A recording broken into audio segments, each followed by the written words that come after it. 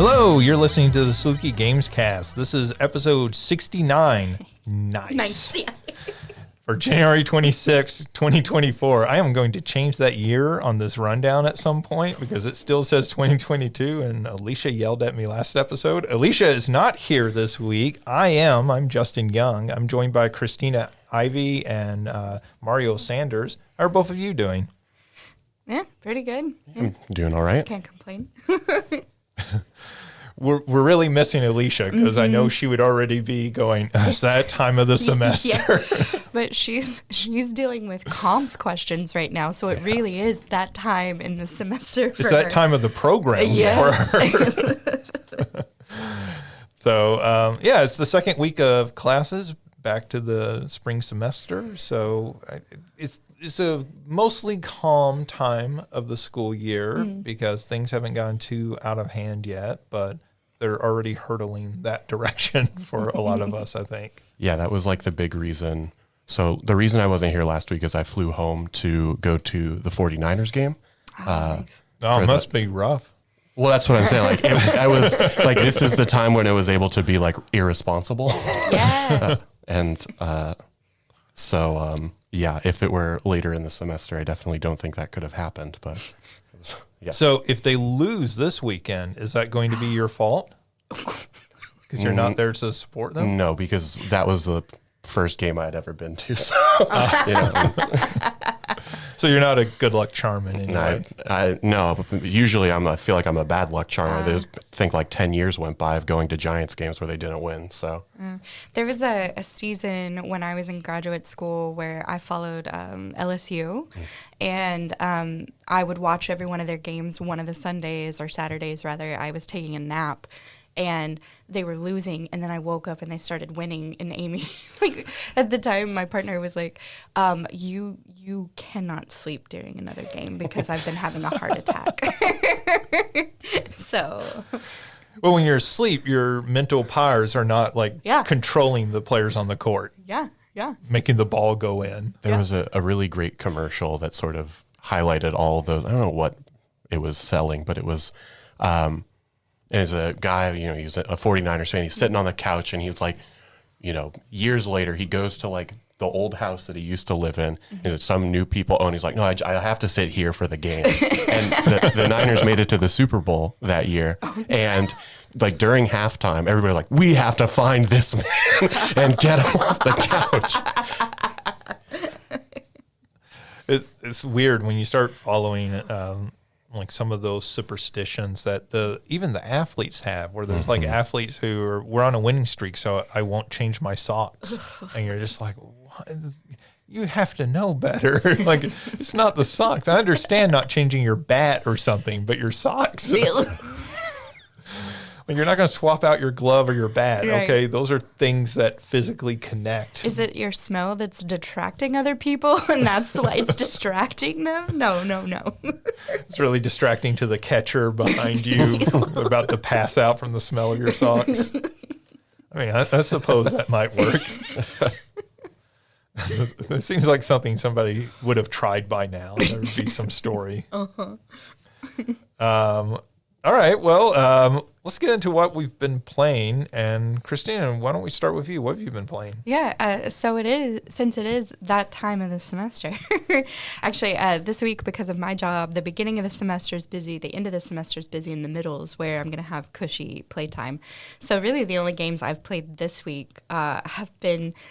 They're not gotcha games, but it's just those like really annoying games on the phone. So if you can suspend your judgment, but things like Project Makeover and Fishdom, right? Those little games where you like play puzzles, you get points, and then you can make over people, or you can like Fishdom. I really like because you can create an aquarium, and that's really calming and soothing. Is that the one they advertise where like you're the little tiny fish and you have to eat fish that are your size? Yes, these games are so annoying because they advertise one thing.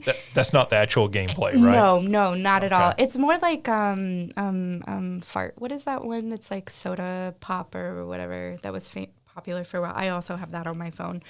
But yeah, it's just those types of games that are like little puzzle games. And honestly, they're trying to get my money, and sometimes they do, and that's fine. Oh, Candy Crush. That's what it is. And it's fine because it's something that I can do because I always have my phone with me and just relax and chill and build an aquarium. And the fish are so cute. I get the appeal of that. Those games are. I'm actually going to talk about one of those games here in a few minutes because I feel like this week they finally got me to download and try a lot of those games. Yeah. Join us. Well, I always fall off, and so one of them actually did keep my attention this week. So I'm going to talk about it because it actually did keep my attention a little bit. So Fishdom, one you're enjoying? For sure. And Fishdom I've been playing for a while. It's one of those that, like many academics, honestly, I have an anxiety disorder. And so it's one of those that if I feel myself getting anxious, I can start playing that and all of a sudden I calm down. I think it's just the distraction of it, honestly. And then, Project Makeover is one that I downloaded over the break.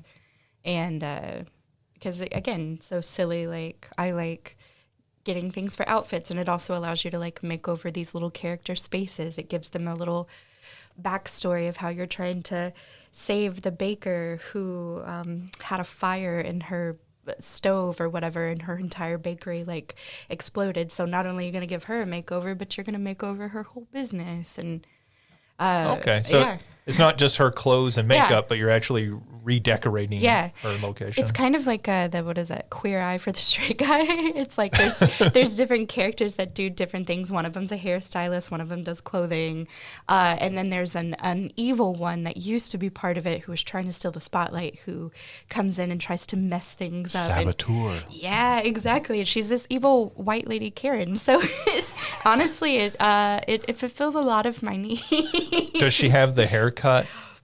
She does have like a stylish, edgy haircut. It's not quite the Karen, just because I think we have slightly moved past that, and because she's supposed to be like a fashionista, but she does have an angular, edgy haircut. So is the Karen haircut the one from that Kate +8? Yes, that's the one I'm picturing right now. That's what I think of. And I had elements of that haircut back in the day. Like I had the blocky red and blonde, and mine was asymmetrical, and so I don't like to think about those times. Well, I feel like it was a popular haircut. I mean, it wasn't like she was so trendy. She was the only one who had that haircut. I think the problem became that some people kept that haircut. It's sort of like the mullet. Yes. Right? Like a lot of guys had the mullet in the 80s, and then a lot of guys hung on to it, and the ones who hung on to it are the ones it says something about. Yep. Especially like I'm from the South, and I'll go back home and visit family, and so many women still have that haircut. It's just grown, the top of it's grown bigger. So it, it's become one of those helmets of hair. That like deters them from any like rational thought. Yeah, something like that. There's tin foil in the hair, like it's shielding their brain. Exactly. But like I completely get what you mean about some games just being, good for anxiety. Yeah. Right? Like when you're anxious, when you're kind of stressed out, there are certain games that are really good. We have a category for that each year in Game of the Year, the chillaxing category. By the way, all of those things are now up on the website, by the way, for those listening. If you go to salukigames.com, we have the individual lists from different people, Jesse Snyder, Zoe Freakin, lots of different people submitted those, and they're up on the website. So go check those out. But to stop doing the self-promotion here for a second, those sort of relaxing games are actually, I think, really useful. Like there's actually a value to them other than I need something to play while I wait at the doctor's office. It's like they can be really relaxing. Absolutely. All right. Is that it? Yep. Okay. Mario, what have you been playing? I haven't played a ton this week, just getting, sort of back into the swing of things. But the one thing I played last night is called Super Kiwi 64, which is a new game, 2022, I think. It's like an N64 platformer. Yeah, it's sort of in that vein. If you're familiar with like the haunted PS1 demo discs that are, sort of new creations, but created with the aesthetic of those retro consoles. I love that. And so it's a quick, easy. I don't think it takes more than like an hour or so. So yeah, it was really fun. Other than that, like I said, not a ton. I know I've talked a little bit about the archipelagos that friends and I have done.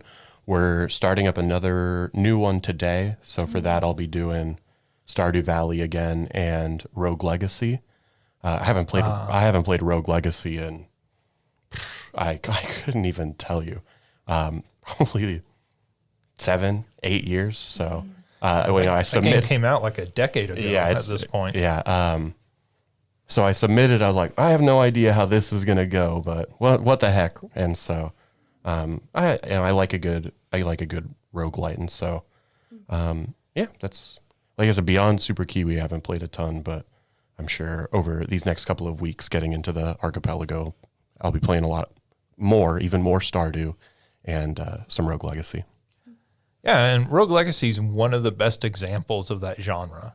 Like, it's a very easy to pick up and play. I mean, it's challenging, but like you can kind of brute force your way through it eventually.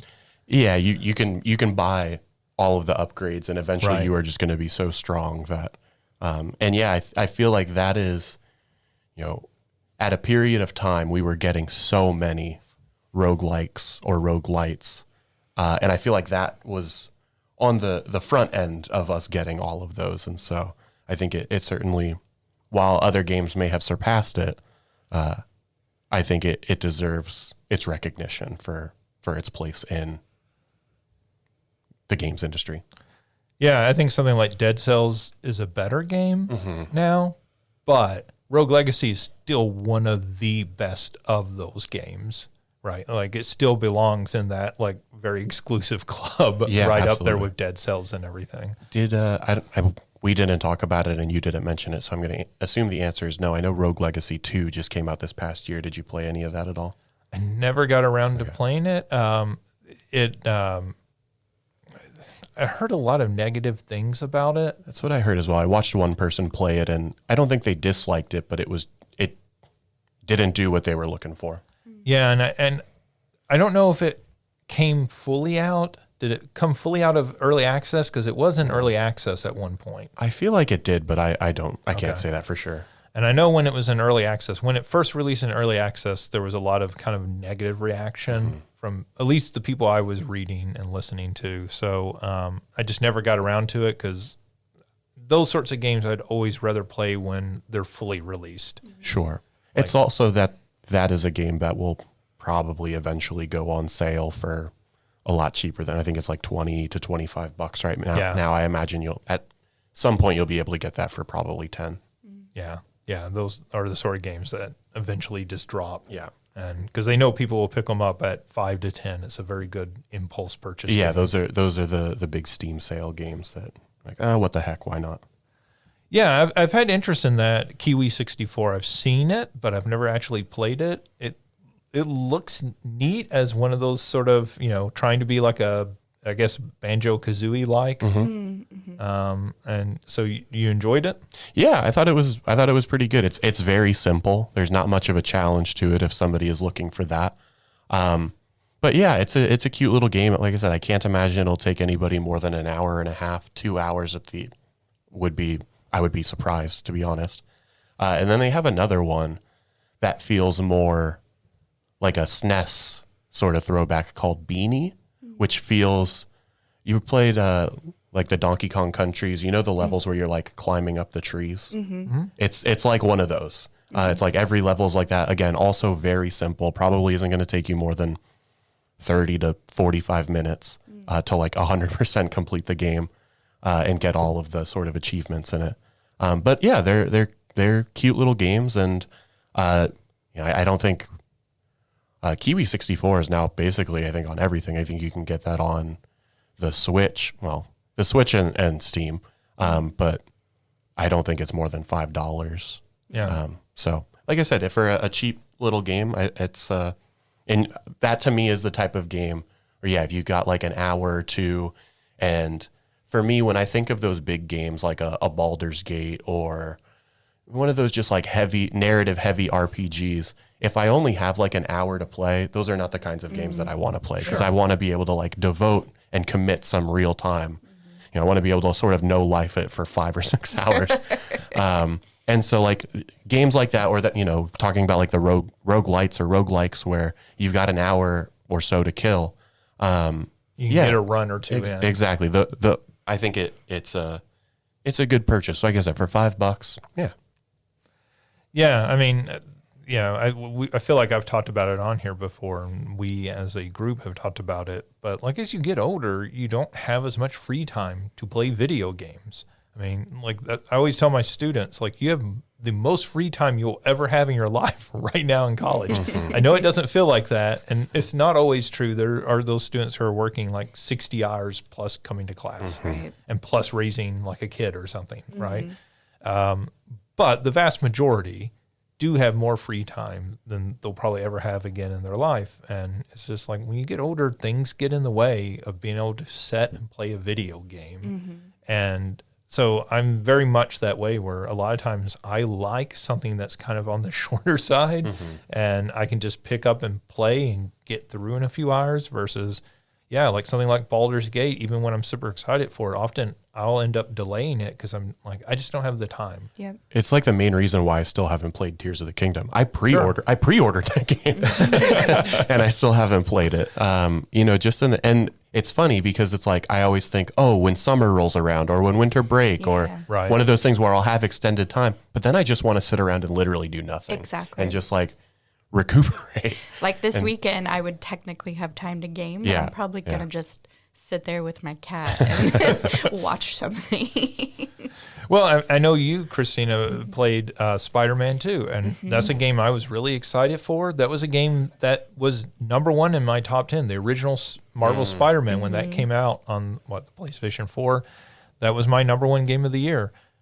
I'm sure that would have made my top 10, but I just did not have the time to play it. There were so many other things I was playing. I was like, okay, I'll get to that in the new year. Yep. But that now the new year, like we've already had the new Prince of Persia game and Tekken 8. And we're already a month into it, basically. Yeah. January is basically over. And let us not forget Palworld. Of course. Oh my God. So I'm going to talk about Palworld now. You're done. I'm done, yeah. Okay. So before I get to Palworld, I am going to talk real quick about a game Christina referenced earlier called Bus Jam. So Bus Jam is another one of these little mobile games. And I will say the thing about it that has actually won me over is, one, you do have a set number of lives, so if you lose too many times in a row, you do have to like take a break, or you can pay money, I guess. But that's fine because it's the sort of game I want to play like a few minutes at a time. So even so far, I haven't been losing a whole lot because the puzzles have generally not been super hard. Yeah, they're usually pretty easy because they suck you in, and then it's like you want to pay us $2 to keep going. Exactly. But this one's actually pretty fun. So you have little people kind of on the bottom of the screen. At the top, you have different colored buses, and all the people are different colors matching the buses. So like you have to put 3 blue people onto the blue bus and 3 orange people onto the orange bus. But where the people are at the bottom of the screen is sort of like a maze. So you're having to figure out, how do I get those people out without filling up the little queue area? And so you have a certain number of slots, whatever it is, 5 or 6 slots. And so it's a puzzle game, really. But it's a simple puzzle game. The rounds go really quick. So even if you do mess up and you're like, like you pretty quickly figure out, okay, well, here's what I did wrong. Here's how I should do it next time. And it ends up being fun. There are ads, some forced ads between levels. You can pay them. I forgot what it was, like some amount of money. It wasn't anything big. It was under $10 to turn those off. I haven't done that yet because they honestly haven't been that intrusive yet. But it's a fun little game. And so that has been when I'm working and I need to take a break and like let my brain sort of turn itself off or focus on something else. Yep. That's been my game this week. The other game I am ashamed to say I actually played a little of is Palworld. So we're going to talk about this more in the news, but if you're not aware, Palworld is the biggest game in the world right now, which this was a game when it was announced at one of those shows, maybe a PlayStation show, I feel like. We mentioned it on here and talked about briefly, and we all laughed at it because it really presented itself as Pokemon with guns. And that's sort of what this game is. And Christina, I know you've watched a lot of it, but like it is, what if you made an open world Pokemon game that was also a survival game? So think like Rust or any of those sort of survival games, but also had the endurance and climbing mechanics of Zelda Breath of the Wild, but also had like base building in it. And that is Palworld.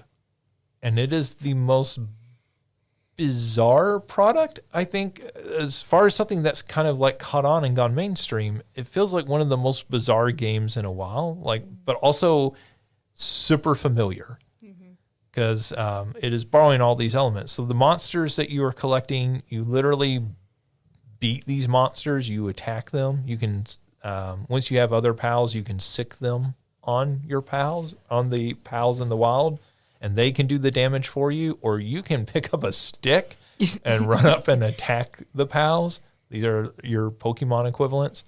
And they do look like Pokemon. Like, I'm somebody who's not a big Pokemon player, and I'm looking at it going, wait a second, that's a Squirtle. I know what I know what that thing is purporting to be there. And so, yeah, you like kind of damage them, and then you throw like a pal sphere. You want to throw a Pokeball? Yeah, I was I want to say a Pokeball. You're absolutely right. A pal sphere, I think, is what they call it. Real clever there. Nobody's seen through that at all. And then you capture them, and you can take them back to your base. And this is where the game gets really kind of weird. I don't think any of the Pokemons have any of this like base building stuff in them. So you take them back to your base, and then you put them to work at your base. So like you go find this cat in the wild, and you beat it with a stick, capture it, then take it back to your base, and you go, hey, you break these rocks for me, cat. So it's what PETA thought Pokemon was the whole time. Well, I think PETA was always upset that you were fighting monsters against animals against each other. I mean, the whole idea for Pokemon was like people, like children fighting insects against each other.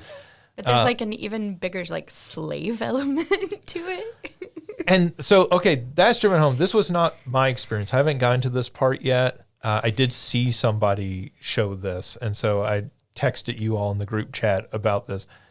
There are other humans in this world. That's not bizarre because obviously, like Pokemon has other humans. These are NPCs. Yeah. Okay. But you can battle them, and you can capture them. You can take them back to your base, and you can put them to work. And they will sleep on a bed on the ground with the rest of the pals like an animal. Yeah, dude. and it's a human being, or they're in like a suit, like in like a sort of like stormtrooper style, like black uniform. But it's a human. I mean, I don't think they're going to take the helmet off and it's Mr. Mime under there. But like even like, right, if you put Mr. Mime to work for you, you'd feel bad about it. I mean, he's a mime, so not real bad, but you'd still feel kind of bad about it. So that's weird. I haven't gotten to that part of the game yet. I don't know that I can capture a human and put them to work for me. And So yeah, but the actual game, what I have played of it, where I am in the game and everything is, by the way, this is on Xbox Game Pass. So if you have Xbox Game Pass, it is free with that. I think it's just a game preview now. Yeah. Okay. Well, it's in early access.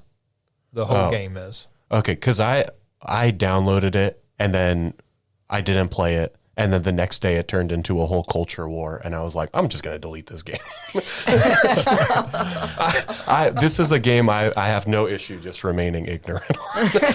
I mean, I think it's interesting. Like, I will say the offensive thing, right, is going to be that putting the animals to work. Sure, absolutely. Like, that is, as far as I'm aware. Oh, I think the thing that people seem to have the most issue over is the apparent or potential like plagiarizing of like designs. Sure. I know that at one point there was a big conversation as to whether or not or how AI was used. Oh, yeah. If this because people were speculating, although it now seems as though that was entirely rumored or speculation that was not accurate. But like I said, and I don't really care at the end of the day in terms of like, I'm not anti or pro this game in any sort of way. I just didn't want to play it or have to have a conversation and feel like, oh, how do you feel about this game? I don't know.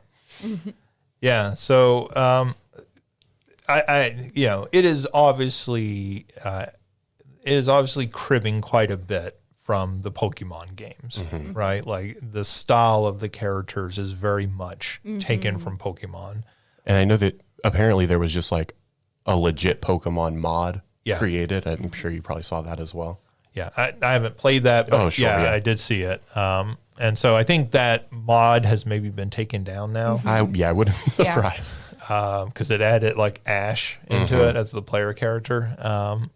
But I mean, like, it is interesting, and I would say I don't know that this is a game I'm going to keep playing long term. But I think what is particularly interesting about it is, so we were just talking, was it last year that it came out, 2022, that the latest Pokemon Scarlet and Violet came out? Yeah, November, I want to say. So, that game was, I feel like at least initially, and Alicia's not here, so she can't correct me, was at least initially very disappointing to a lot of people, at least visually. Yeah, visually, and it was very glitchy. Yeah, performance-wise. And so this is, well, what would a, potentially 4K, 60 frames a second Pokemon world look like? With all the detail that can come along with that. And so it really does make that argument that the Pokemon series is being held back at this point by hardware. Sure. Did you play it? So there are different like servers. Are you engaging with other players as you're playing, or were you playing with anybody, or no? No, Okay. I haven't played the multiplayer element of it, which generally I try to avoid in games if I can. Yeah, that's fair. At least starting out, like, Sure. it's not something I'm particularly interested in. That's what I had watched, though. It was someone that had created a world with the other folks that they usually played stuff with. And it seemed like when they would go into battle while those other players were there were some moments of frames dropping and stuff like that.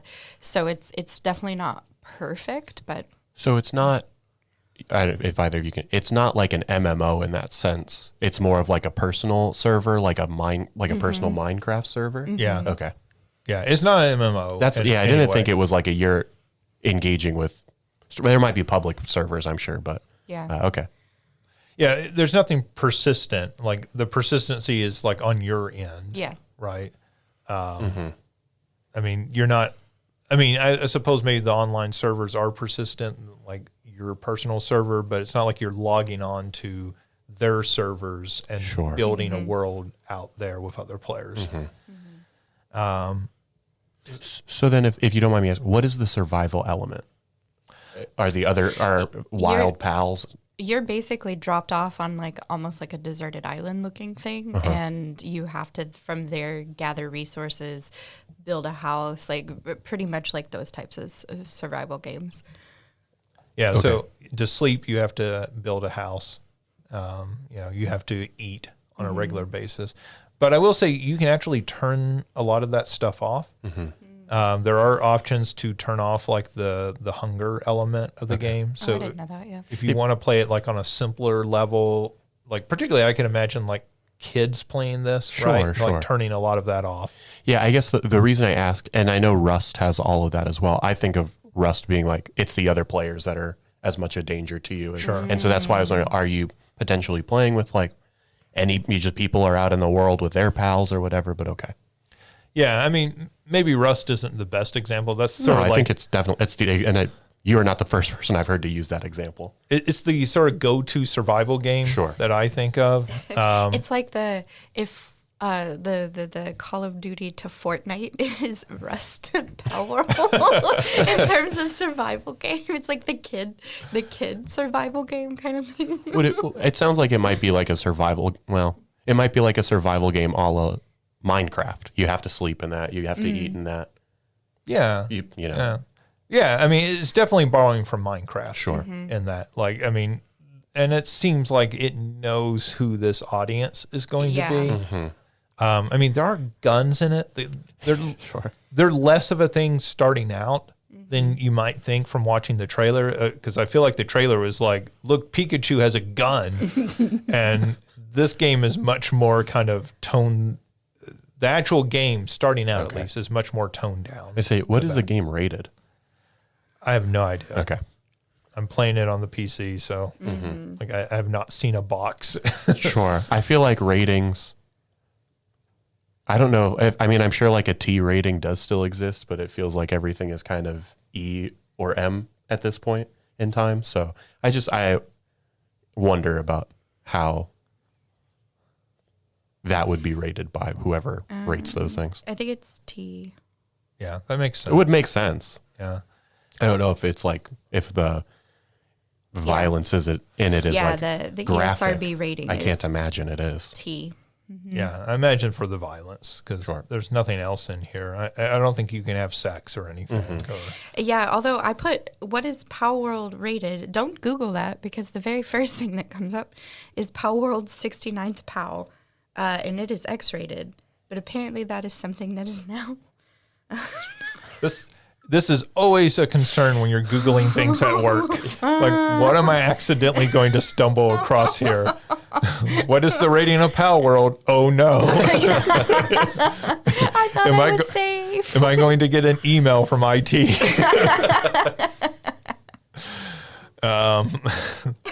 It's just part of our job. I mean, that's the really goofy part. It is part of your job. When I'm preparing a lecture, I'm having to Google stuff to like I want to find an image of this or a video clip. And then you're like, oh no, I wasn't looking for that. I got an email from my advisor that was like, hey, can you give me a warning when there are things in here I won't know? Because like I wrote about the Sisters of Perpetual Indulgence, and so I talk about a leather daddy in one of them. And Damon, my advisor, was like, so I looked that up at school, and I was like, Damon, no. No, just ask me next time.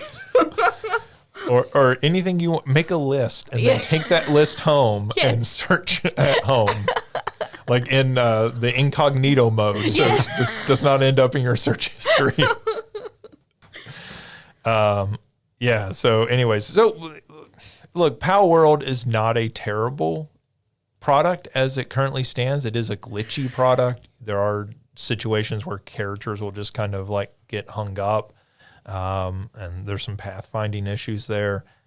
It is a weird product because it is so obviously, again, pulling from that Pokemon style, and then to have it in this world where you are putting the animals to like labor. I don't know why that's any different than having them fight each other, but like, at least that was like a fantastical sort of environment. You were like, okay, it makes sense in this world. These creatures, they're not animals, and they live to fight, and they enjoy it. Like Pikachu's happy that you're like having him fight. Like he's bloodthirsty. And here, I think when you're taking them back to your base and going, hey, like you go do manual labor, and then when you bring humans into that mix, that to me is what's really off-putting and weird about the game. Like there was one that I was watching that he's an intense guy, which usually I like because I watch him play like Among Us and stuff like that where it's funnier if they're intense. But he was playing this and he had one of the cat characters, so I thought it was funny that you mentioned the cat. And he had to make, I think, like 20 of these things in order to build a structure, and only the cat could do it. And so he kept trying to get the cat to come do it. Like he went and picked up the cat, dropped it off where it was supposed to be. It ran away, so he whacked it with a stick and brought it back. And I was like, ooh, I don't like it. I don't like it. Well, I like the cat running away because that is actually reality for a cat.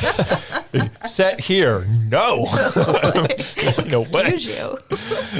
But yeah, I mean, that makes it kind of weird, right? Like, and I think the issue is that you as the player character are directly attacking the pals versus it being like, again, that's a little weird because you are throwing the other Pokemon to go fight this Pokemon, but like you as the player are not joining in and like kicking this thing that looks like a cat. And so that makes it weird. Yeah, absolutely. Think about, just seeing it, it feels like what I saw resembles maybe more closely Arceus in terms of like a Pokemon gameplay. Yeah. But like even in that, like the wild Pokemon can attack you, but like you are like purposely trying to stealth around, or, you're throwing a berry or something like that to try and lure it to a place to catch it. But you cannot, aside from throwing a Pokeball at it. Right. Yeah, that is another layer that I could certainly understandable that people would have issue or a lot of discomfort around. Yeah, and so I'll just say, like, I'm not morally outraged by this game. I play lots of games with incredible amounts of violence and violence done towards humans. But I do think it makes it a weirder game when you stop and think about it at all. And I don't know how appropriate it makes it for children. Especially real little kids. Like if you're looking at this going, oh, this is a Pokemon game my kid can play on the PC, this may not actually be what you're looking for. So that's it for what we've been playing. Let's move on to the news, and we're going to talk about Palworld here. So it's top of our news. Palworld has sold 7 million copies in 5 days. It's now been out 7 days, so assume that's more than 7 million at this point. It's reached a high of 2 million concurrent players on Steam. That made it, I think, like maybe the third highest concurrent players of any game ever. Which is insane to think about. This game just came out last Friday, so it's just a week now. We're recording this a week from when it originally came out. It has been the most talked about thing this week. Obviously, we just had a pretty long conversation about it. The Pokemon Company has issued a statement that they are, quote unquote, investigating the situation. And I think this goes to what you were talking about, Mario, that there might be some, if not outright, borderline copyright infringement with some of the character designs. And they can't. So for those who don't know, you can't copyright the style or the gameplay of a game. So that's the reason, like, why when Pac-Man comes out, there can be 1 million clones of Pac-Man. And Namco can't do anything about that. But they can copyright the design of Pac-Man and the designs of Inky and Blinky and the other ghosts and Clyde. You can copyright that. So Nintendo and the Pokemon Company have no leg to stand on when it comes to just the style of the gameplay. And obviously we've had things like Digimon and other Pokemon knockoffs. But what they can potentially sue over is if the character designs are too close. And I think that was part of the argument with the AI, is that people thought that maybe the characters they just fed an AI the Pokemon. Make this Pokemon, but with wings or something like that. Yeah. I mean, that just speaks to how closely they look like the Pokemon. Well, it was weird because I saw them and I was like, okay, they definitely like are Pokemon adjacent, but there are other things that feel Pokemon adjacent. And then I saw one that was, they put all the different pals into the Pokemon rap that would play at the end of like the anime. I was like, that's definitely just a Pokemon.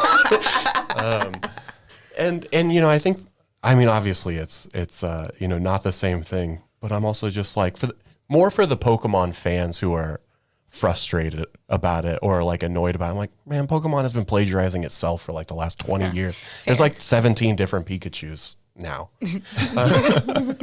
But yeah, it's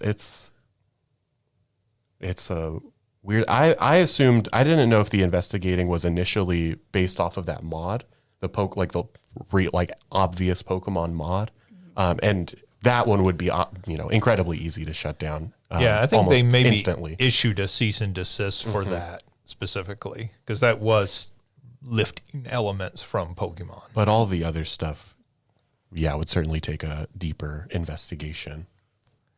Yeah, I mean, it's, like cases like this are actually really, my understanding, I'm not a lawyer, but like these sort of copyright infringement cases are actually really difficult to win, because you have to prove that, like one of the things that you have to prove, my understanding is that there would be some sort of confusion on the public's part. So like the public would see this game and think it was related to the Pokemon in some way, or Nintendo. And then you could get at the way that might hurt the Pokemon company's image and stuff like that, the brand and stuff. And like laws are, especially with copyright, are notoriously behind simply because law is always going to be behind when it comes to technology. Sure. So you get into really sticky territory. So, I mean, my sort of feeling from this is, yes, you're right. When I first saw it, I saw some of the characters and were like, oh, okay, well, this is obviously Pokemon inspired. And then you see some of the characters side by side and you're like, oh, like that character is really borrowing heavily. But my guess is worst case scenario is Nintendo or the Pokemon company threaten legal action. And this company goes in and says, well, we'll just change that model. Yeah. Yep. Like the 2 or 3 that you think are too egregious, we'll just change those. Because I think a lot of them, again, I don't know, like there's like 600 Pokemon now. Like who can even keep them straight, right? Like, but I know, Alicia. But like for us mere mortals, who can keep them all straight? And so oftentimes when I see one of those, my thought is, I don't know, like maybe that is a Pokemon. And then if you stick it side by side, I go, okay, well, I could see somebody being upset over that. But well, and I guess, and again, I don't know what it all entails, but I feel like that's also would be particularly, unless, like I said, certain assets are like lifted from the Pokemon games. Right. I feel like that's really hard to also prove when there are so many Pokemon that are just animals, like in the world, right? Yeah. And so, it's like, this is a cat Pokemon. This is a cat pal. Yeah, they're going to probably look alike in They some both look like cats. And there's certainly a line there. I'm not going to say that there's not a line where that resemblance doesn't become problematic. But like I said, that to me would make that argument even more difficult. Yeah, if you're going to do an anime cat, like it's going to end up looking like Meowth. Like, I mean, you can get rid of the little thing on his head, right? Like that's a distinguishing factor, but otherwise, Meowth is a anime cat. Yep. And the cat that I was talking about earlier just had like a witch hat on. Yeah. And it was a darker color, but honestly, it was the same thing. Yeah. So, anyways, it's interesting. Like, I think the bigger story out of this than the legal action and everything is here's a game that had no hype behind it, or I don't feel like it did. And it comes out, and within a week, it just takes over, and it's outselling the big AAA games, the games with $200 million budgets, and in a week it has outsold some of those games. Yeah, I mean, if there was like a complete, like they had to completely shut the game down at the end of the year, this is probably still going to be very high on like copies sold at just 7 million, which is obviously higher now, and it's going to continue to get higher. But like this is going to outsell some of those highly, highly anticipated games. For sure. Yeah, I mean, there's games on my top 10 list. I am sure this is already outsold. Dave the Diver, a game that got talked about an awful lot in the gaming community. I don't know that game sold 7 million copies. No, I don't think so. I would guess maybe 1 to 2 million is probably more like it. I mean, weren't we talking about Pikmin was like right around this number here? Wow. Yeah, I mean, and it was the best-selling Pikmin ever, and I think it passed 4 million. Like, I don't even know if it's as high as 7 million. Maybe it is. You may be right. But yeah, I don't know why that. Like, I feel like the number like 8-ish is sticking in my head, but I don't know why. I feel like though, like Justin, what you talked about in terms of like how it's a bunch of different games sort of squished together, that it's borrowing from those different audiences. So this is appealing to people who like Pokemon, but it's also appealing to people who play survival games, to people who, I don't know, like those open world games where they can go adventuring. I don't know. Right. And so it's like, it's because it's hitting on all these markets, because it's probably, or it's radically cheaper than some of these other games. It almost is like it makes sense that it sold that many. Yeah, and it is cheap. Like it's, I think, on sale right now for like $25 on Steam. I think it's normally $30. So even at full price, that's still half the price of a new $70 game on most console games. And of course, hype does eventually drive that number. Yeah. Sure. You watch somebody play and you're like, oh, maybe I'll check it out as well. And so, that snowball just continues to get bigger. What got me to watch it first was somebody I was watching play Dead by Daylight and kept talking about how they're like, oh, I really want to get back to my pals. And so switched over so that he could show off all the pals that he had found. Well, and especially if there's a streamer that you already watch. Like, I'm sure there are a lot of people who are not some people are probably seeking out watching Palworld. But I'm sure there are people who are like, I'm just going to turn on my favorite streamer because they're streaming tonight. And, they're playing Palworld because, of course, they are. It's the most popular game in the world. Exactly. And I think there's not a small number of people that get on Twitch and they look at, on the front page, it has, these are the most streamed games, or these are the most popular streams. Yeah. This game has this many viewers. Yeah. And they just, let's see what that is. Exactly. Right? Like, I mean, that's what got me. It was just the curiosity of it. Sure. Of course. That's like I said, that's why I downloaded it at first as well. And I just was like, no, I don't actually care that much. Well, and then, like, you get into it and you're putting your pals to work and you begin to realize that the pals, they yearn for the mines. I mean, there were definitely this is like your stereotypical chain gang, like just breaking the rocks. Yeah, I mean, it really is. So, anyways, that's Palworld. Probably not the last time we'll be talking about No. No, I think that's a game we are sadly going to be talking about for a while. And I think, if nothing else, we have to have Alicia weigh in. Sure. Yeah, absolutely. All right. So that was kind of a fun story to lead off with, even if it's a little controversial. The fun story about slavery in games. But let's talk about a decidedly less happy story. And we have a couple of these, more layoffs, and more layoffs from some very big publishers. The biggest being Microsoft has laid off 1,900 people from their gaming division. So this includes across Xbox, Bethesda, and the newly acquired Activision Blizzard. As part of this, Blizzard president, Mike Ybarra, and the chief design officer, Alan Adam, both have left Blizzard. Blizzard has also canceled, speaking of survival games, their survival game Odyssey, which has been in development for 6 years. So they are completely scrapping that project. Now, we should note that Blizzard scrapping a project doesn't mean they're throwing all that work out.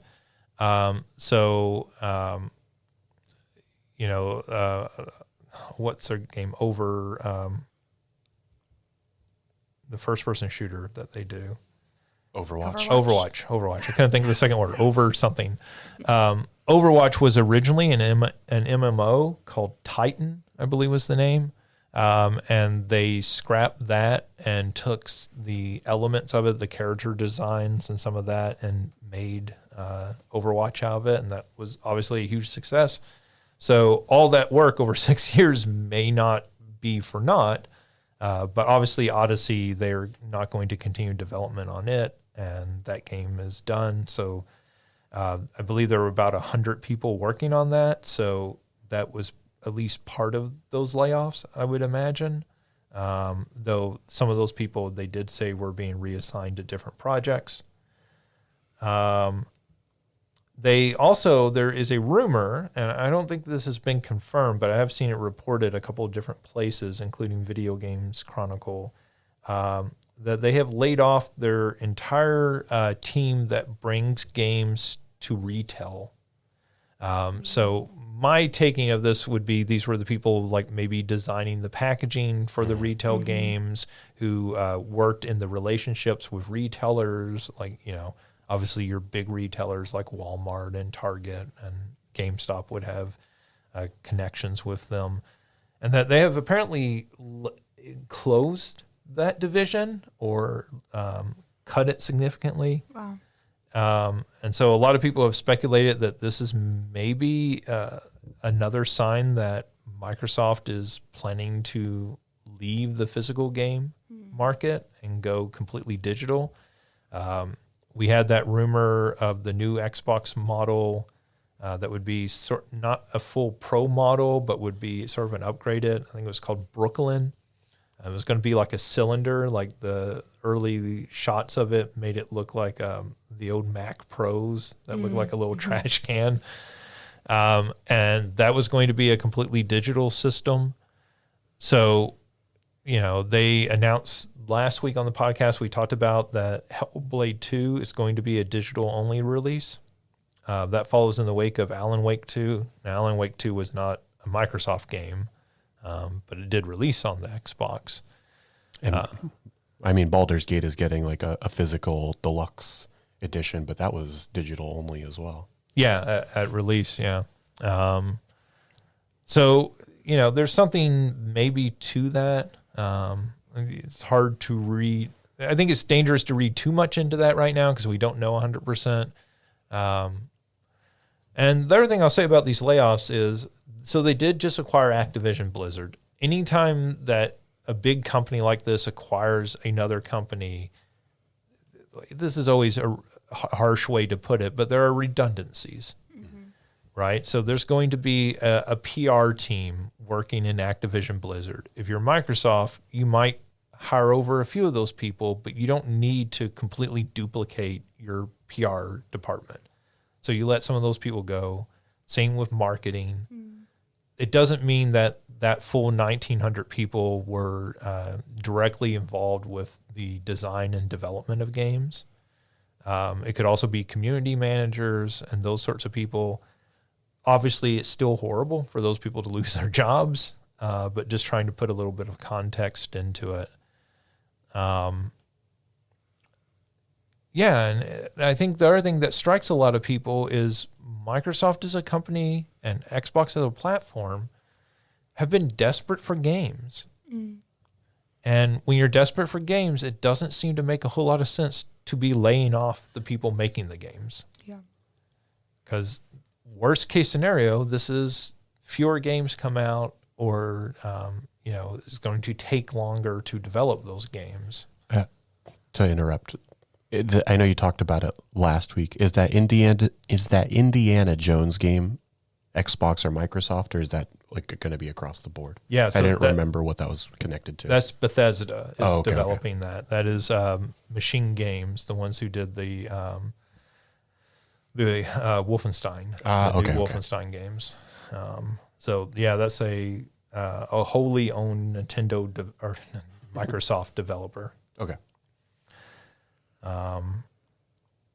Yeah, so let's put this in a little bit more context. So I have this number here.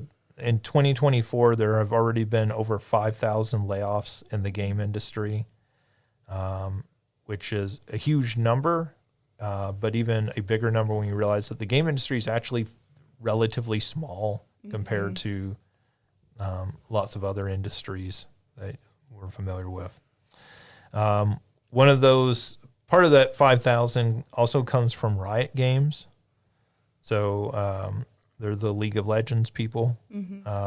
They have laid off 530. They have closed their third-party publishing label, Riot Forge. So they were going to bring in smaller little third-party games and publish them themselves. They have completely closed that arm of the company.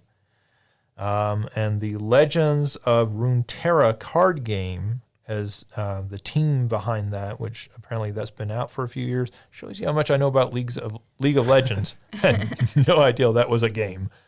But this Legends of Runeterra has had their team dramatically downsized. So we talk about this on this podcast because it affects the video game industry and it affects the games that you're going to play, those people listening.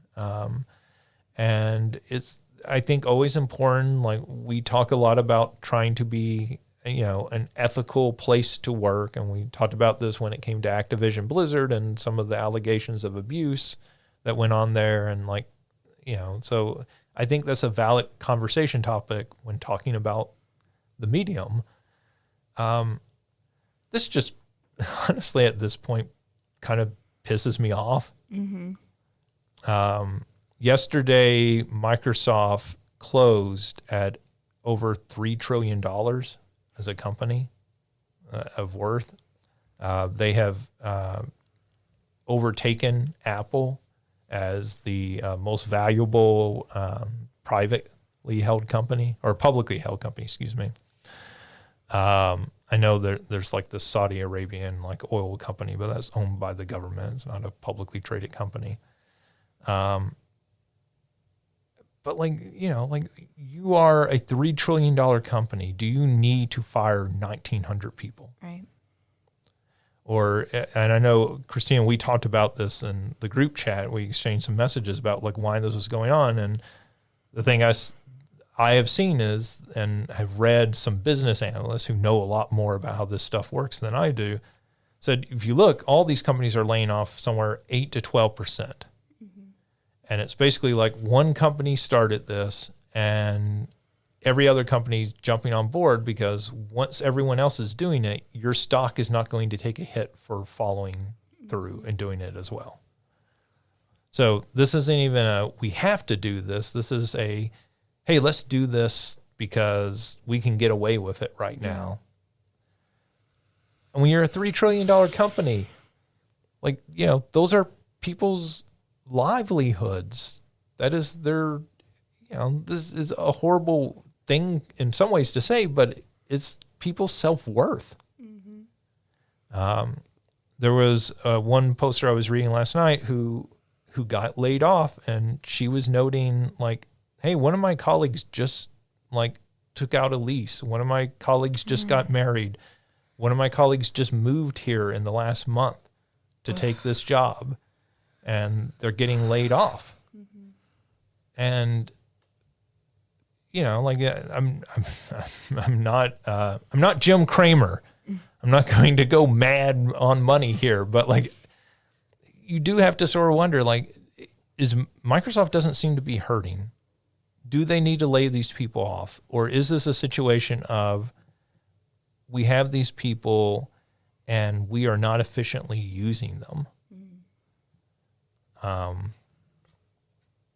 And I guess I don't know. I can't answer that question. But when you see these layoffs just across the industry, you kind of, and coming off of 2023, which was huge blockbuster sales of games and, a general expansion of the industry, some of the best games ever made. And even 2024 starting off like gangbusters. We're getting the new Prince of Persia game, and we're getting Tekken 8, and these games are getting like 9 reviews. And people are getting laid off left and right. Mm-hmm. And it kind of just pisses you off at the people running the game industry, the executive level, right? Like, I'm not mad at the people coding the games or designing the art.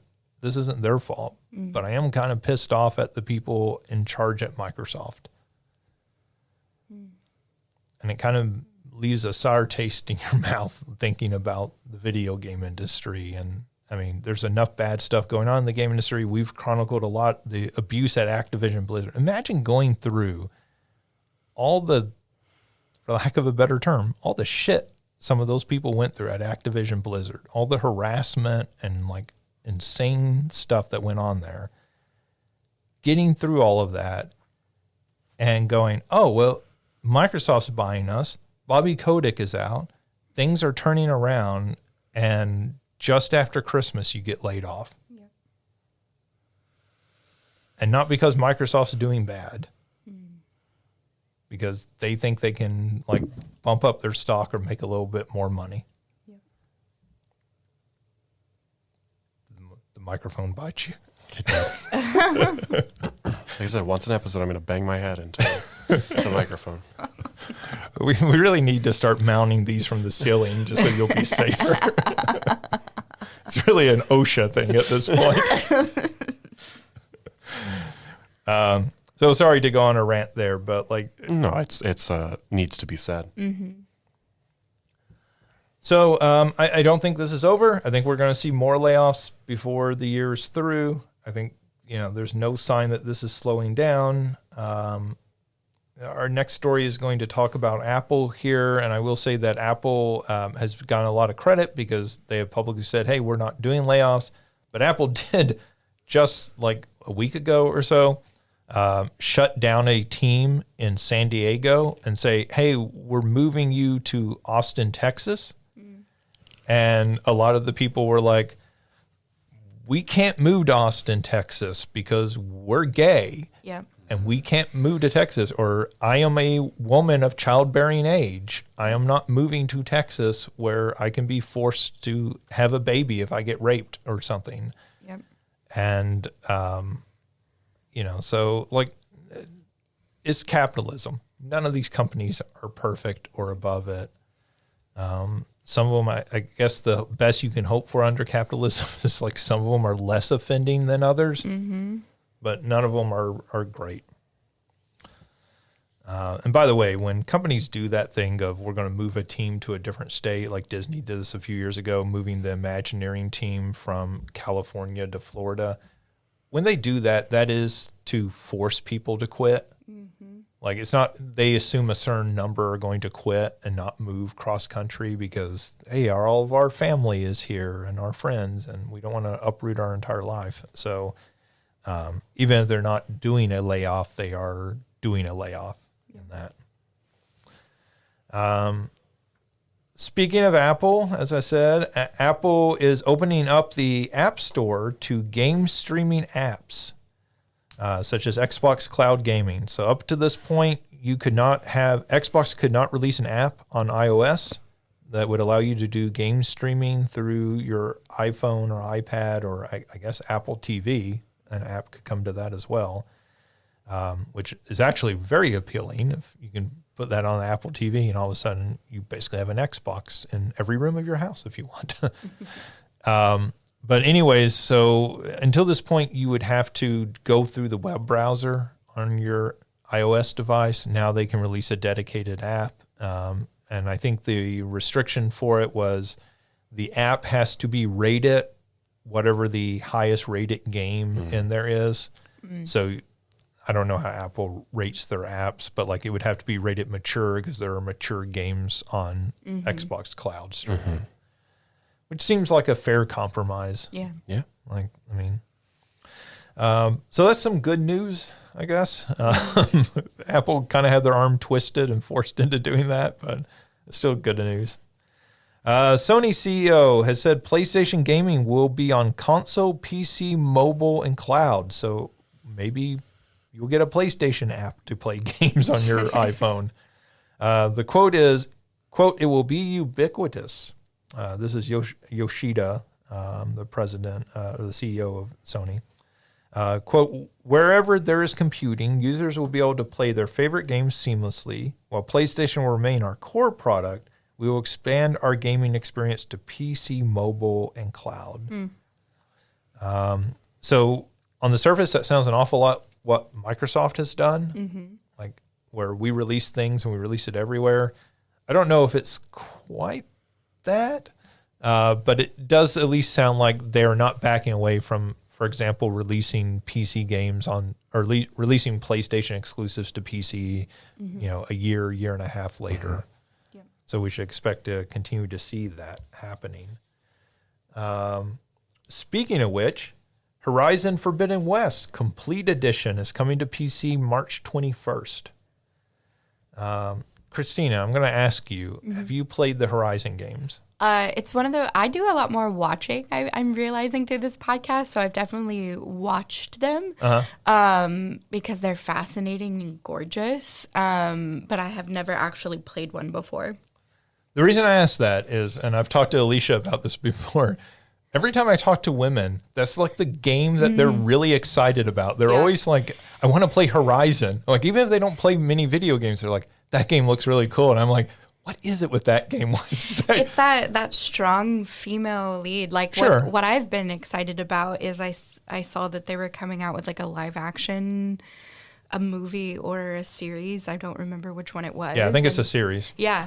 And like there was this back and forth about who was going to play the main character, that kind of thing. And I think maybe that's the pull of it. I don't know. And like I said, the game is just, I mean, I guess there's lots of pretty games, but the game is just like gorgeous. Yeah. And at least that's why I've watched it. Yeah. Yeah. I'm just always fascinated by it because I always wonder what connects a particular audience with a particular game, because it's not always like, sometimes people are like, oh, well, women don't like violent games. I'm like, have you seen the games that women play? Right. Dead by Daylight. Like, I don't think that's it as much as you think it is. I play a lot of Division, which is, basically a loot and shoot. So it's definitely not violent. And Horizon's pretty violent. I mean, you are fighting like robotic animals. But I guess it's not as violent as Palworld. You're not subjugating them after you beat them. So anyways, but that is continuing PlayStation's trend of releasing their exclusives onto PC, which is obviously a positive. And some negative PlayStation news: the developer of Rec Room, one of the sort of standout VR titles across different platforms, said of the PlayStation VR 2 port, quote, "We haven't found a way to make it make economic sense." Which I feel like if Rec Room isn't coming out on your VR platform is not a healthy one. Right. That's probably going to survive. And we kind of talked about this, like Sony released the PlayStation VR 2 and then it feels like they completely forgot about it. Yep. Because this feels like a game, like, even if they can't figure out how to make it make economic sense, that Sony would step in and go, hey, like, we want this. This is one of the most popular social VR games. We'll make it worth it to you. Yeah. To put it on here. Like, and it's cheaper than us financing a game ourselves, right? Like, what do we need to give you to make this worth your while? And it doesn't sound like Sony's doing that. And when you have developers out there saying this publicly, it's not a good sign for the future of PlayStation VR. Do you, I mean, I don't think VR gaming is as big as people maybe thought it would become. Sure. For PlayStation though, do you think it's the price point? Like, I know it's not, that's not only it, but is that what you like? Why is it that PlayStation has, and I know you don't know this for a fact, but your opinion. Why is it that you think that it's just has fallen flat so much. It's the price point, it's their lack of investment into it in terms of like building excitement for it. I don't like, I guess I don't understand why PlayStation failed the first time and then they're like, we're going to run it back. And then they're like, nah, that was a mistake. We're just, no. Well, I mean, I think it feels an awful lot like what happened with the PSP and the PS Vita. Yeah, that's what I was thinking. It's the PS Vita, yeah. Because the PSP came out and it was less than successful. It was less successful than they wanted it to be, right? So the PSP came out against the DS, right? That sounds right. And everybody was like, oh, it's way more powerful. This will let you play more console-like games. And then the DS ate its lunch. It's like, but I can't play Mario. Right. Or Brain Age, right? Was one of the big Nintendogs. It was just ridiculous stuff that people actually bought millions of copies of. But anyways, right? So that was, but it wasn't a complete failure. And there was a lot of good titles released on the PSP. And they were like, okay, well, we'll try that again. We'll get it right this time. Yeah. And they came out with the PS Vita, and it was more of a disaster.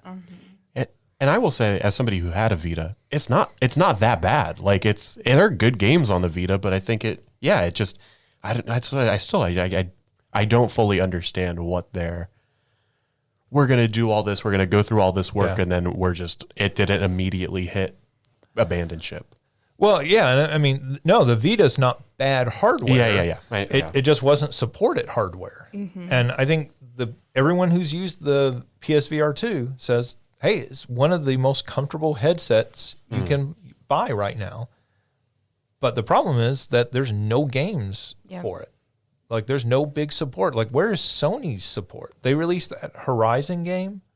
Yeah. They developed an exclusive Horizon game for PSVR 2, and that came out at launch. And then, there's been nothing else. Yeah, at least nothing exclusive. I don't know. Well, not from them. Not from PlayStation, right? I mean, there's the VR modes for the Resident Evil games. Sure. That's been a highlight.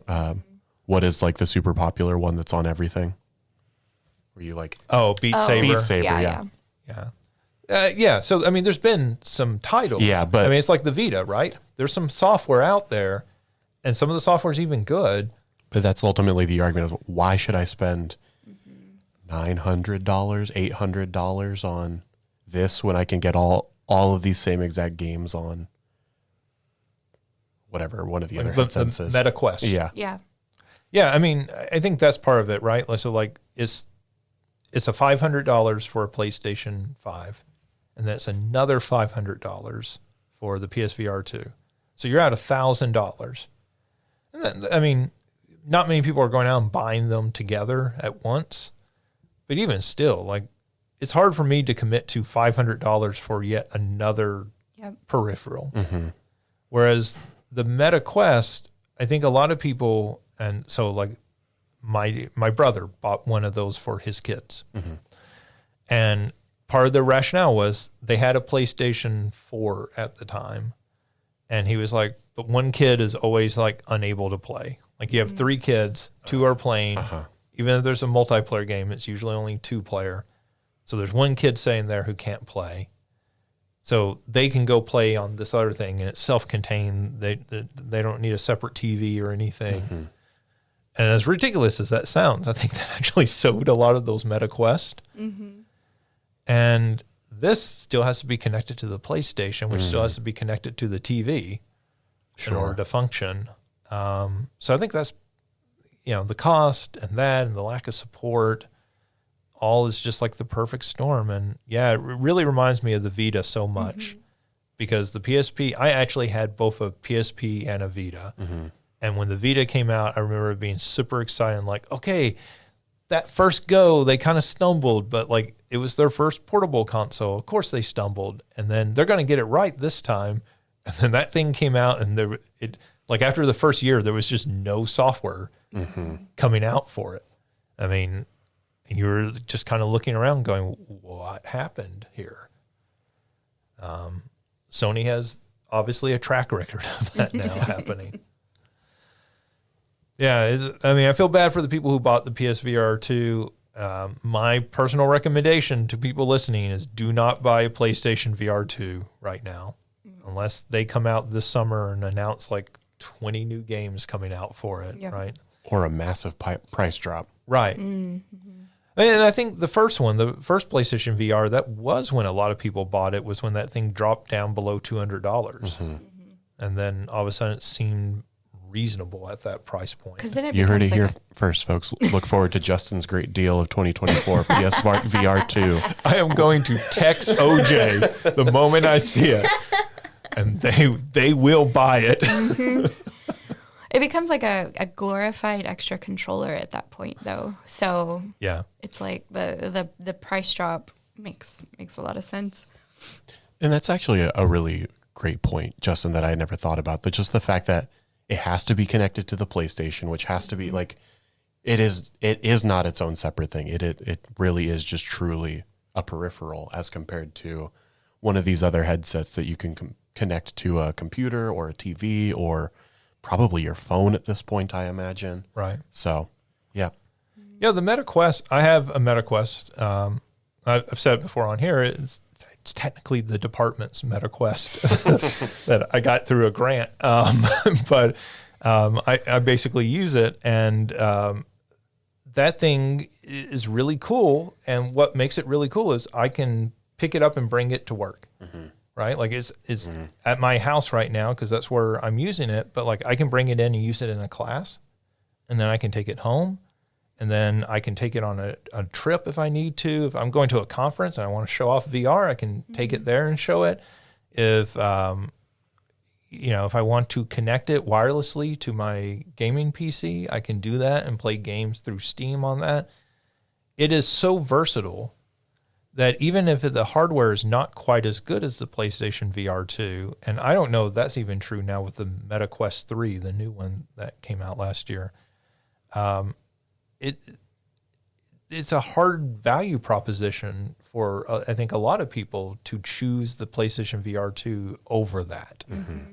And it would be hard for me to recommend. Like, to most people, I'd say, yeah, if you really want to get in that and try it, buy a MetaQuest. Like that's probably the easiest thing, and then that can connect to your computer if you really want it to. Mm-hmm. And so the only thing that you're missing out on are whatever the PlayStation exclusives are, and as we just talked about, those are very few now. Mm-hmm. I'm still surprised that Capcom hasn't brought the VR mode over for the Resident Evil games to the PC, except that maybe that's some sort of exclusivity deal, and they can't do that. I always thought they would do that with Resident Evil 7. Yeah, it makes so much sense with 7. Let's see. Koji Kondo, the composer for Mario, Zelda, Star Fox, among other Nintendo games, is being inducted into the Academy of Interactive Arts and Sciences Hall of Fame. And that's not surprising. He's somebody you would put into a video game Hall of Fame. I think the thing that's really surprising is he's the first composer to ever be initiated. And when you think about video games, I feel like people who are into video games talk about the music as much as just about anything else. Mm-hmm. So I don't always know the composers of the different games, but I do know the music. Yeah. That's what helps set the mood just as much to me as the visuals. So yeah, you think about Final Fantasy or Castlevania, like those games are synonymous for their music. Well, even Zelda, like that's listed here, like Zelda's music is, yeah. I mean, all the Nintendo games, right? Like, I mean, you play Super Smash Brothers and they have that jukebox mode in it, and like every one of those songs. Yes. Like you could stop somebody on the street and ask them the Super Mario theme and they could hum it for you probably. Yep. So congratulations to Koji Kondo. Let's see. This is interesting. So I watched a whole video there's a person I watch that covers theme park news and have been covering the new Universal Studios park that they're building down in Orlando. So they're building a new park called Epic Universe that's detached and like across the street from the main Universal Studios park, but it's going to be part of that whole complex and everything. And as part of that, they are building Super Nintendo World, a copy of the one that's been built in Japan and Los Angeles. So they're going to get it. That's supposed to open next summer of 2025. But they showed a behind-the-scenes video of that park, and it had Shigeru Miyamoto there, which makes sense, the father of so many of Nintendo's characters. But it also had I never know how to pronounce his name. Eiji Aonuma. Yeah, Eiji Aonuma, thank you. Who is the one who's in charge of the Zelda franchise and has been for years now, at the construction site. And that's maybe not that bizarre and weird. I think a lot of people are like, oh, that means something. What makes it really weird to me is Universal took that video down after people pointed out that was him in the video. So this has led to speculation that has been ongoing for a while that Universal is going to get something Zelda related. And that's why he was there. Yeah. The fact that they pulled the video down makes it seem even more suspicious Right. Sure. about why they would do that. They're trying to keep it hush And it until makes it sense. comes out. It makes sense that a Super Nintendo World would have something Zelda Yeah, related. Like that absolutely. that's not mind blowing to me. Like Right. if they got and we've talked about like, Pikmin is a great series. I would be surprised if they got like a Pikmin thing before Right. a Zelda thing, right? I would expect a Pikmin thing or like Splatoon thing at some point, but like Zelda feels second in line Yes. behind Mario. Right. So the actual Super Nintendo World that's being built there is going to have a Mario section and then a Donkey Kong section. Also Off makes of sense. that. Yeah. So they're going to have a Donkey Kong roller coaster that's like a minecart ride. Oh, cool. I love that. And they're going to have, it's going to be a whole separate area that has some interactive elements. And there's going to be like a food stand and some different things like Donkey Kong themed. So we do know that that's been announced. They've shown you can see, if you go online, you can see like overhead shots, like drone shots of the work being done. So they are building all of that.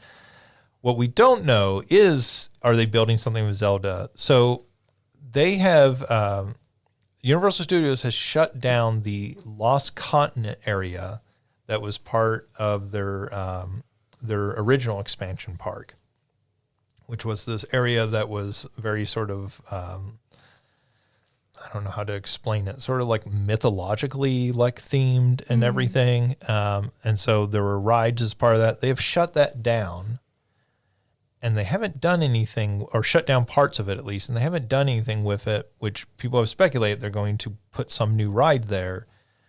And some people have speculated that they could retheme that really easily and make it a Zelda area. Yeah.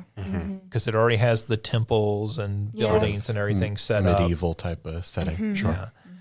So the idea, I think, for a lot of people is that that's what they'll do. So it won't actually be connected to Super Nintendo World. It will be over in the Islands of Adventure. That's the name of the Yeah. expansion park.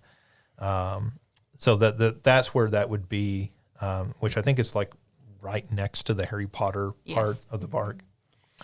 There is another rumor that the Simpsons ride will be shutting down soon. And there actually is some history behind this. So Universal has to re-up that license every so many years. Obviously, when they signed the deal and built the ride, that was still owned by Fox. Now Disney owns the Simpsons. So Disney, my understanding is they have to re-up it. Like Disney has to like offer them the chance to re-up it. Disney can't just say we're taking it back after you've spent millions to build this ride. But if Universal doesn't want to do that, and Disney could say, okay, well, we're going to take it back and we're going to build a Simpsons themed area at one of the Disney parks in Orlando. Which, when you think about like the Hollywood Studios Yeah. part, Sure, that sure. would make a whole lot of sense and probably be incredibly popular there. So anyways, if they have this ride, which I think the Simpsons ride is the old Back to the Future ride, so it's like a motion simulator. which means it would probably be pretty easy to go in there and just retrofit a lot of it and put in a new theme. And a lot of people have speculated that that will be Pokemon themed. Well, the great thing about, I mean, I've never been on this ride, but just hearing the way that you describe it, that is so very much the original Pokemon Snap, right? That's what I was thinking. Like where you are sort of on this moving thing and you're taking the pictures along the way. Like that would make so much sense to do something like that. Oh my God, I would love that. Well, and then you can imagine like doing something like the Spider-Man ride or the what is it, Buzz Lightyear ride at Disney that have like those sort of interactive elements. So you can imagine doing something like, okay, you have a camera and you are pointing it at the different things as you ride, right? Or you have a Pokeball thrower, like it is throwing Pokeball. You're shooting Pokeballs and you're getting a score for capturing. Maybe when you leave, you get a printout of here's all the Pokemon you caught. And I imagine they would do something like that. You could also just do something very simple and treat it like a Pokemon safari type of thing, and people would eat that up too. Yeah. So, you know, that this big themed like Krusty's Funhouse or something, the outside of it, so you can see, you know, re-theming that and putting different Pokemon all over it. The lab or a Pokemon Center or something like that, sure. If it's Snap based, the lab makes a lot of sense because that's where you start. Yeah. And then, you know, then you start thinking about, okay, well, you could have Pokemon characters roaming around, like having somebody dressed in a Pikachu costume. You can imagine all the kids wanting their picture made. Yeah, I assume they would have access to like the anime characters and stuff like that. You could have all the Nurse Joys and Officer Jennies. Yeah. And then also that is, I believe, right next to the kiddie section of the park. And so there's been thought that it might also include some sort of like, what they call like a land ride. So like maybe something like something akin to a carousel ride. So like different Pokemon you could ride on or something like that. Yeah. Or like a Dumbo style like ride flying around. But yeah, so that seems to make a whole lot of sense. Again, this is a rumor. The other rumor that they have said, and this is a new one, the other two have kind of been rumored for a while, that something Pokemon would come to Universal Studio and something Zelda. The new one they're saying is where they are building Super Nintendo World in Orlando, there is space behind it that they are leaving open for expansion. The rumor is that the first expansion to Super Nintendo World will be a Luigi's Mansion area. So that would include a ride through Luigi's Mansion. I assume something similar to the Haunted Mansion at Disney World. It would be a haunted house where maybe you had the vacuum and you got to shoot the ghosts. That's what I was hoping, is that it's more of a haunted house that you walk through, but you're given like the poltergeist and you're But I mean, however they do it, I have no doubt that it would be great. But I would love to see them do more of a interactive thing than just a strict ride where you're sort of strapped in to. I think they do a lot of rides because it's good for crowd control. That's what I was just thinking. It ushers people through. Easier to manage people entering and leaving in a very specific But sort of you can ordered do form. both. Like that Spider-Man ride that Justin was talking about is very much you sit in, it's a ride, but there's some like, it feels interactive at least. It's not super interactive, but you could do both. I know that at the Super Nintendo World, and I believe it's the one in Japan, there's like a Mario Kart thing that's super interactive, but it's essentially a ride. It's like augmented reality. Yes. Like you wear like 3D glasses. It's really cool. So they did just like redo an area and open a Minions ride at Universal Studios. And in that ride, you are basically on a conveyor belt. So like you stand up, but you're standing on a conveyor belt that takes you through the ride, and you have a gun that you're like shooting at the screens as you go through.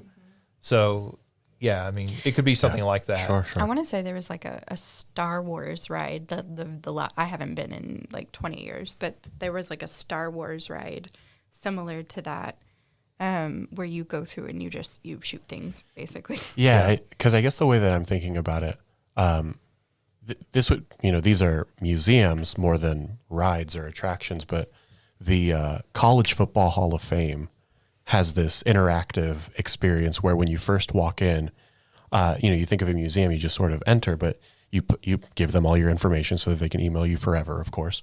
But then one of the things that you do is you enter in a school and it tailors that experience around that school. So as you walk up to certain exhibits or whatever, it like scans the badge that you give. And so, when I did it for Boise State, and it's like, here's all the players that Boise State has in the College Football Hall of Fame. Here's some of their big moments, and here's this, and here's That's that. cool. And then when I was in DC, they have like, I don't know what it's called, like the International Espionage Museum or something like that. The spy museum. Yeah. And they gamify that a ton where, you're given sort of like a role as a spy and you're learning about it and you have to enter in answers and all that sort of stuff as you're learning like the history and the facts. And so I feel like you could do something like that. It would obviously be different with a entertainment attraction of like a set or ride, but something like that I think would be very cool with a Luigi's Mansion type of thing. Yeah, and I mean the Halloween horror nights that they do each year at Universal are incredibly popular, and I don't think they have anything that's like a dedicated haunted house or scary ride. So, I mean, obviously you have to make this for kids. It has to be haunted Of course. mansion style. It can't be actually terrifying. But I do feel like there's a room there to play with a Luigi's Mansion ride. Absolutely. Even more so than a Pokemon ride, which I think what you were saying about like some sort of Pokemon Snap or Safari sort of setup is almost assuredly what we'll get out of that ride. Luigi's Mansion offers some more creativity space there. But yeah, all that's cool. It's cool to see video games actually getting integrated more into different areas of life. And, theme parks has been an area for a long time. Like when I was a kid, I was thinking, why isn't there a Super Mario ride here? And it's cool to see people finally doing that. One last story here. There's a rumor that Sony will announce Until Dawn for the PlayStation 5 and PC in the next 2 weeks. So that's kind of weird unless they're going to do like a PlayStation showcase or one of their digital shows. That seems likely. They need to do something like that because they haven't announced any games for this year for the PlayStation. So an Until Dawn remake would make a whole lot of sense. Yeah. So I saw you celebrating at the news. Yeah, I love that game. I love that game so much. And I know that there is a Konami and Jordan Peele were working together on something that is movie-esque, but also like video game. And what I think of is like Until Dawn, where you make the choices, but essentially you're watching a movie. Yeah.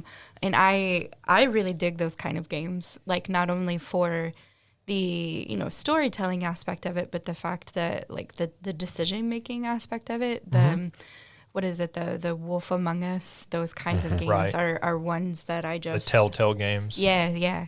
I really dig them for that because essentially I'm really big on like narratology within gaming. So like the storytelling of the games themselves and having like a player having agency over that and it not being fully linear. Like it is linear, but it's a wobbly line. Right.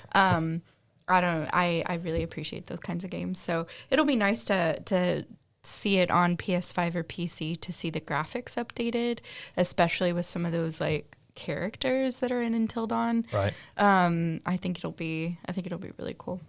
Did you play The Quarry, the game that they did last year? I loved that. I mean, I really dig it. The Quarry was so great because there were so many endings. And it really out of all of the games like that so far for me felt like your decisions really mattered, especially like how you treat the villain at the end really is whether or not the what is it, the curse is lifted or not, right? Right. Yeah, that one was really great. I love those kind of games. That's the same developer, and so part of me looks at this and goes, okay, well, that was a PlayStation 3 game Until Dawn originally, and then they did port it to the PlayStation 4. Right. So now at this point, like, I assume they're doing more than just a port. I assume this is going to be more akin to what they did with The Last of Us. Yeah. So probably a graphical update. And then probably also, one would hope, some of those lessons learned in making The Quarry and the other games that they've made over the last few years, they would like integrate some of the quality of life elements and accessibility, that sort of thing. And this is a game that like Hayden Panettiere was the big star when they made this game, and then Rami Malek is in it, and this is like before he was a big star. Yeah. And so that's really kind of interesting too, because I think that gives you a reason to promote it, right? 'Cause Yeah. you get to say, hey, like Rami Malek is starring in a video game. Yeah. Sure. Which I imagine he's much harder to get these days than For sure. Yeah. he was at the time. Well, and that's like, there's been several of those, like the Beyond Two Worlds was like that. I forget the guy that. Oh, yeah. Sorry, I just knew what game you were talking about. Yeah. And then I really like Detroit Become Human is another one that had a couple of people like right before they made it big. Heavy Rain was the first one that I watched like this, Right. and I just fell in love with it. And I had heard that there was a rumor that they were doing a movie, and then that, of course, was years ago. What is, I forget what that guy's name is or what that studio is. Was it David Cage? Yes. I feel like the last thing they announced was something Star Wars related. Yep. That was like 2 or 3 years ago at a Game Interesting. Awards. They're still working on a Star Wars game, supposedly. We have not seen anything out of that. But yeah, I mean, that is an interesting, like, sort of genre of games, right? Like those sort of, for lack of a better term, sort of interactive movies. Yeah. And I think what is their name? I can't think of their name. The ones who did Until Dawn and The Quarry, like they are for my money, the best at it. Because they had another one that was a series. That's gonna bother me. I need to look it up. Hold Yeah, on. they did those ones where they were It's all like dark something. Dark Pictures or Yeah, something the like Dark that? Pictures like a Man of Medan anthology. and stuff like that. Yeah. Okay. Yeah, and those are good. I think The Quarry is more of a full package. Yes. Because they did one that they were trying to play up the like the interactivity of it to where you could play with somebody else and you're each playing a character and Yeah. it would like you go to your own scene. I forgot what the name of that one was. It's one of the Dark Pictures Yes, games. uh-huh. They did. And it was to me the story was lacking. That if the story had been on par with A Quarry or even Until Dawn, even though Until Dawn was one of the earlier ones, like I felt like it would have done something. Just I don't know. To me, the story fell apart. Yeah, I don't remember which one it was, but maybe it's the same game. And I thought it was super. I've never played it because it's not really my vibe. But what I thought was really interesting was it sounds like it's probably this one where you're playing 2 different characters, but you're not seeing the same thing. Yes. And so people were like, it's a really good idea, but people were playing with like people that they knew and they were in voice comms or something like that. And it's like, wait, what are you seeing right now? And so like the whole like whatever the big reveal or whatever was supposed to like really be driving, it kind of like ended up falling flat. Right. Like they were seeing the monster, but like that was actually just their Right. friend or The- person they were playing with. And so it didn't hold the weight that.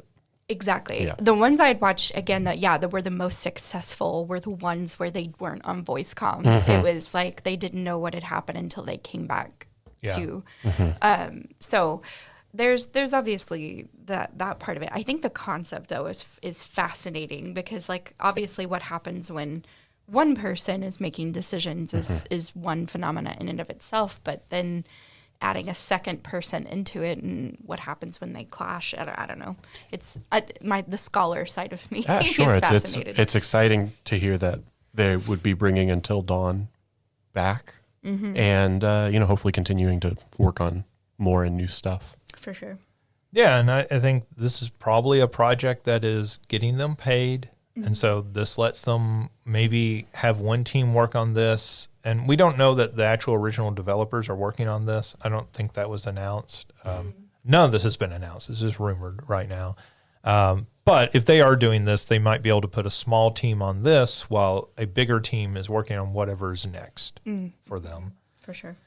All right, that does it for news. So it's the big question. And our big question comes from Derek, who sent us a few of these. So we're going to go ahead and read this one. And it's got everyone squirming in their seats already. So good job. If you'd like to send us a question, you can do so at justin.young@sau.edu. So the question is, if you had to be in a long-term relationship with a video game character, who would you pick and why? And as a follow-up, which video game character would you like to have a one-night stand with and then never see again? And so, Justin, is it random happenstance that we happen to get this question on this particular episode number? Nice. I will say I did not plan that. Let's say you did, though. But the fact that it worked out is nice.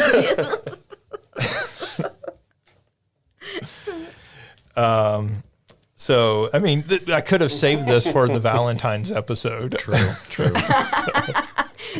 Though the other question we had talked about, that should be the Valentine's one. That's true. We may save that and use it for Valentine's. So anyways, which character would you like to be in a long-term relationship with, and which one would you like to have a one-night stand with, and then the most important part, never see again? Mario, why don't we start with you on this one? God. I feel like I don't know enough video game characters. I feel like the correct answer here is like Tifa Lockhart or something like that, or like a Jill Valentine. Oh, that's a good one.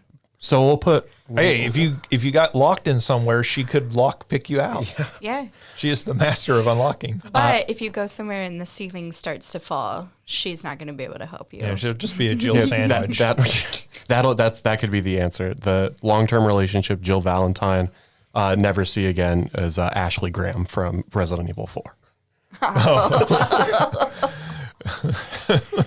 But she's the president's daughter. She is. You're going to have a one-night stand with the president's daughter? And then never see her again. Because you're going to be on the run from the Secret Service. Although, big shouts out also to Luna from Virtue's Last Reward. Although she's technically a robot, she is perfect. Okay. So, let's see, Christina, how about you? Yeah, I think I don't think I can be a woman, a red-blooded American woman, and not say Joel from The Last of Us for obvious reasons, especially if that Joel also looks like his television character. If it is Pedro Pascal. Oh my God, yeah. And there's already people who think they're married to him anyway, so that can be my fantasy. And for the essentially have a one-night stand and never see again, one of the characters of my queer awakening, don't judge me, was the Great Fairy from the Ocarina of Time. Honestly, that's real. Right? And like her laugh annoyed me and everything else, and I didn't understand, like little me did not understand why I kept wanting to go in there until later, and I was like, oh, boobs. Very polygonal boobs. Listen, I didn't care.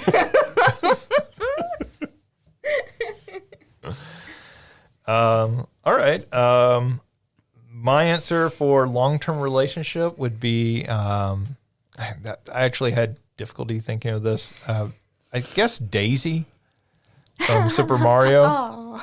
I feel like she is the I feel like Daisy's the hotter of the two princesses. Don't ask me to explain that. And I don't know if she's as good of a baker as Peach, because Peach is always like, I made a cake. Yeah. Do you like golfing? She's a better golfer. Ah, she is. I don't. I like miniature golf. Well, there you go. So, like, if Daisy will go play miniature golf with me, she's the perfect woman. Let's just be honest. Because my experience is women don't like miniature golf. Or maybe they just don't like playing with me. That may be the answer. And then my answer for a one night stand is Kirby. And I will answer no questions. You don't have to. Remember at the beginning, or like before we started, where I was like, I'm worried about this getting weird. Because like if I think about my favorite game ever, Banjo-Kazooie, and there's no way I'm gonna put that for either one of them. I mean, we all heard what OJ's goal in Baldur's Gate 3 was. I mean, it is an epidemic of people fucking bears on this podcast. Assuming you're talking about Banjo and not Kazooie. Oh, that's true. Kazooie's a no. I mean, if we had to go Banjo-Kazooie, I would be in a long-term relationship with Banjo, but Kazooie's got a lot more passion. You know? Okay, we can get off this now. So Banjo for the relationship, Kazooie for the one night stand. Is this maybe the little preview, fuck, marry, kill, Banjo, Kazooie, and Gruntilda? Yeah. The thing that's going to make that really awkward, though, is that Kazooie's just going to be in his backpack the entire time. So, like, yeah, he's going to be back there complaining about you like stood him up after a one night stand, and he still has to see you every day. Banjo, can you hang that backpack up, please? Don't bring the backpack into the bedroom, Banjo. This is It got weird. Thank you, Derek. It got weird. It was always going to get weird. True. It's a weird question. All right. So that does it for this week's episode. As I said earlier, you can find all of our Game of the Year coverage, including all the individual lists, up on SalukiGames.com. You can also find back episodes of this podcast on there and some other little treats and surprises as well. Do check that out. Thank you, everyone, for listening. Thank you, Mario and Christina, for joining me.